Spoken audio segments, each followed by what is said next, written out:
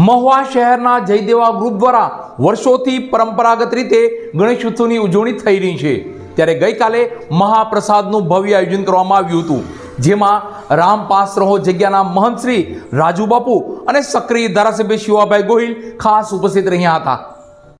મહુવા શહેરના જયદેવા ગ્રુપ દ્વારા મહાપ્રસાદનું ભવ્ય આયોજન કરવામાં આવ્યું હતું. આ મહાપ્રસાદ લાઈવ જયદેવાને ચડાવી ભક્તોને અપાઈ રહ્યો છે. તો રામપાસ રહોના પૂજ્ય રાજુબાપુ અને સક્રિય ધારાસભ્ય શિવાભાઈ ગોહિલ ખાસ ઉપસ્થિત રહ્યા હતા.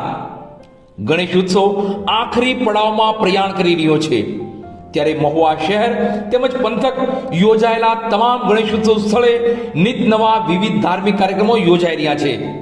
ત્યારે મહુવા શહેરના ગાધકણા બજાર સ્થિત જયદેવા ગ્રુપ દ્વારા પ્રસ્થાપિત ગણેશજીના પંડાળમાં મહાપ્રસાદ મગના શેરાનું લાઈવ બનાવી જયદેવાને ચડાવી ભક્તોને પ્રસાદી રૂપે અપાઈ રહ્યો છે. જયદેવા ગ્રુપ દ્વારા હર વર્ષે નિત નવા મહાપ્રસાદનું આયોજન થાય જ છે, જેમાં અગાઉના વર્ષોમાં 5,555 કિલોનો લાડુ અને 11,111 કિલોનો લાડુ બનાવી અને પ્રસાદી રૂપે અપાતો હતો.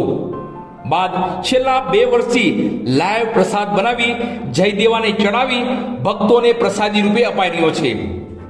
ગઈકાલ તારીખ 15/9/2024 અને રવિવારના રોજ ડ્રાયફ્રૂટ યુક્ત મગનો શીરો લાઈવ બનાવાયો હતો. આ મહાપ્રસાદ રામપાસ રહો જગ્યાના મહંત પૂજ્ય રાજુબાપુના હસ્તે ભક્તોમાં વિતરણ કરવામાં આવ્યું હતું. ભક્તોએ પણ હોંશે હોંશે પ્રસાદ માથે ચડાવી ગ્રહણ કર્યો હતો.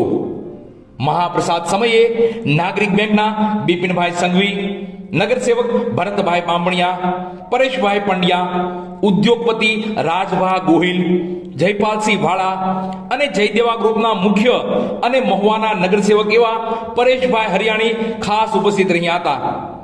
જયદેવા ગ્રુપના પરેશભાઈ હરિયાણીના જણાવ્યા મુજબ ડ્રાયફ્રૂટ યુક્ત મગના શીરો પ્રસાદનું વિતરણ અવિરત શરૂ જ રહેશે.